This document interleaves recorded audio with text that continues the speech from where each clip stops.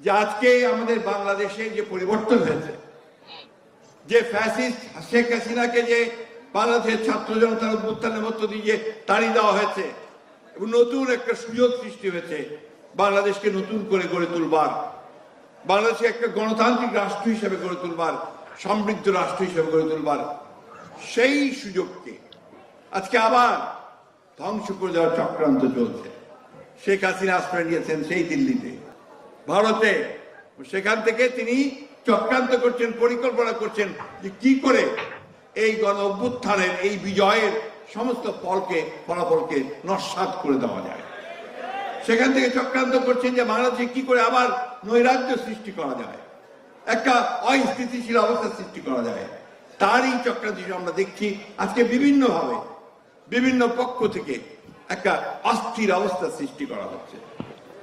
আমি একটা কথা বলি, শেষ করব, যে এই সরকার অন্তর্বর্তীকালীন সরকার এবং ছাত্র জনতার বিপ্লবের মধ্য দিয়ে আসা একটি সরকার। প্রায় 2000 ছাত্র জনতার রক্তের উপর দিয়ে এই সরকার গঠিত হয়েছে। আমাদের প্রত্যেকের যে আশা, যে প্রত্যাশা, যে এই সরকার জনগণের সেই আশা পূরণ করবে।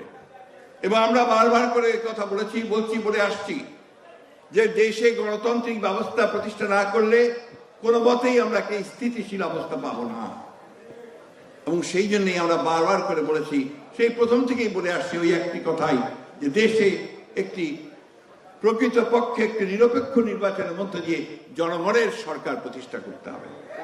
এবং এটার জন্যই আমাদের আন্দোলন করেছি দীর্ঘদিন ধরে। বন্ধুগণ, আজকে সেই জায়গায় বিভিন্ন রকম প্রশ্ন তুলে একটা নৈরাজ্যের দিকে দেশকে নিয়ে যাওয়ার চেষ্টা করা হচ্ছে, যাদিকে নেওয়া হচ্ছে। কিছু সংখ্যক মানুষ তারা অন্যায়ভাবে দেশকে, দেশের মানুষকে তারা আজকে বিক্ষুব্ধ করে তোলার চেষ্টা করছেন, বিভিন্নভাবে সবাইকে রাস্তায় নিয়ে আসার জড়ো করার চেষ্টা করছেন।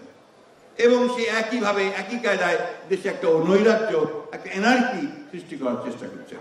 এটা কোনো মতেই বাংলাদেশের স্বাধীনতার জন্য শুভ নয়, এটা কোনো মতেই বাংলাদেশের গণতন্ত্রের জন্য শুভ নয়, এটা কোনোদিনই বাংলাদেশের স্থিতিশীলতার জন্য শুভ নয়।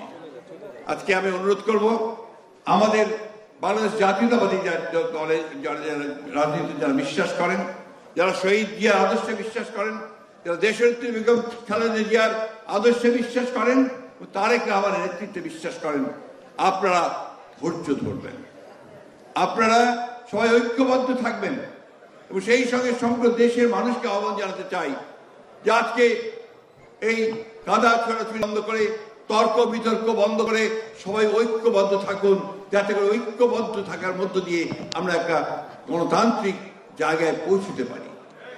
আমরা এই কথা বারবার করে বলছি যে অনেকে আমাদের সমালোচনা করে বলার চেষ্টা করছে যে আমরা নাকি শুধু নির্বাচন করছি, আমরা সংস্কার করতে চাই না।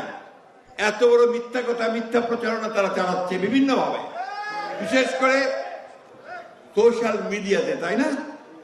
কয়েকজন মানুষ, গুটিকতক মানুষ, তারা টার্গেট করেছে বিএনপিকে, মিথ্যা প্রচারণা, অপপ্রচার করে বিএনপিকে হেয় প্রতিপন্ন করতে চায়। কারণ বিএনপি হচ্ছে সেই দল যারা এই দেশের স্বাধীনতা সার্বভৌমত্বকে রক্ষা করেছে অতীতে, এখনো করবে।